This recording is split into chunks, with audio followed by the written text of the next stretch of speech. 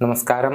Raf talks ഫുട്ബോളിലേക്ക് ഏവർക്കും സ്വാഗതം. കഴിഞ്ഞ സമ്മർ ട്രാൻസ്ഫർ ജാലകത്തിലായിരുന്നു ബ്രസീലിയൻ സൂപ്പർ താരമായ നെയ്മർ ജൂനിയറെ സൗദി അറേബ്യൻ ക്ലബ്ബായ അൽ ഹിലാൽ സ്വന്തമാക്കിയത്.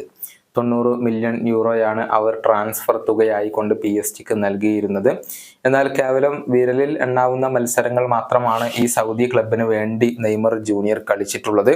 പിന്നീട് ഗുരുതരമായി പരിക്കേറ്റ നെയ്മർക്ക് കഴിഞ്ഞ സീസൺ മുഴുവനും നഷ്ടമാവുകയും ചെയ്തിരുന്നു. അൽ ഹിലാലിലെ നെയ്മറുടെ സഹതാരമാണ് പ്രതിരോധ നിര സൂപ്പർ താരമായ കൂലിബലി.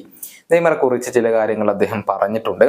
നെയ്മറെ താൻ മജീഷ്യൻ എന്നാണ് വിളിക്കാറുള്ളതെന്നും നെയ്മർ തന്നെ തൻ്റെ കഴിവ് കൊണ്ട് നേടിയെടുത്തതാണ് എന്നുമാണ് കൂലിബലി ഇപ്പോൾ പറഞ്ഞിട്ടുള്ളത്.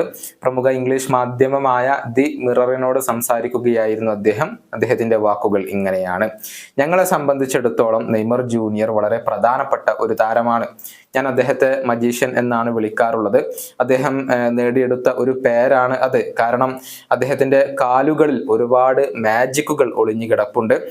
അദ്ദേഹം ബോൾ തൊടുന്ന സമയത്തെല്ലാം തന്നെ നമുക്ക് ആ ഒരു മാന്ത്രികത കാണാൻ കഴിയും. വളരെ അവിശ്വസനീയമാണത്. ഇതാണ് നെയ്മറെ കുറിച്ച് സഹതാരം പറഞ്ഞിട്ടുള്ളത്. നെയ്മറുടെ മാന്ത്രിക നീക്കങ്ങൾ അദ്ദേഹത്തിന്റെ ആരാധകർ ഇപ്പോൾ വല്ലാതെ മിസ് ചെയ്യുന്നുണ്ട്.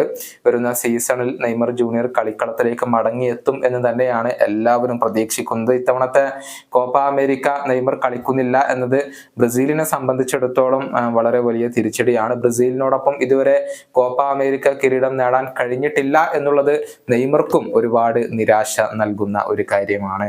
ഈ വീഡിയോയുടെ അവസാനിപ്പിക്കുന്നു. മറ്റൊരു വീണ്ടും കാണാം.